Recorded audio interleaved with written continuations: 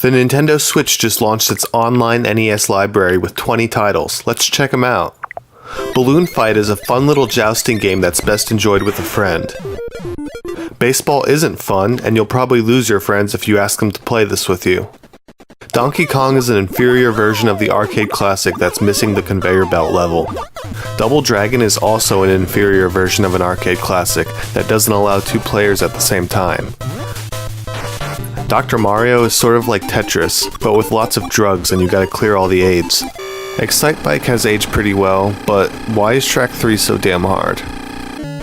Ghosts 'n Goblins is another questionable arcade port that doesn't show off the NES's true strength. Gradius is a fine example of an arcade shooter ported to the NES. Let's hope we get the sequel. Ice Climbers are fun to play in Smash Bros, but really suck at jumping. Ice Hockey is a simple and enjoyable hockey game. I hope you find someone to play with. Mario Brothers would have made a great online experience. Let's hope they get that ironed out. Pro Wrestling is a silly but serviceable 8-bit wrestling game. River City Ransom is a surprisingly involved and fleshed out beat 'em up. The goal in soccer is to stay awake as long as possible.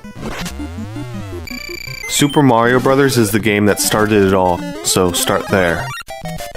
Super Mario Bros. 3 is one of the greatest platformers of all time. Tecmo Bowl was excellent then and is still fun now if you can connect with a friend. Tennis would have also benefited from matchmaking capabilities. The original Zelda is still one of the best games of all time and should be experienced by everyone. And Yoshi is a lesser-known block-falling puzzler, for good reasons. The good news is that these games are all free to play with the Nintendo's paid online subscription for $20 a year. The bad news is there are no matchmaking lobbies, which makes online play a chore, and there are no leaderboards or achievements, leaving little to be rediscovered.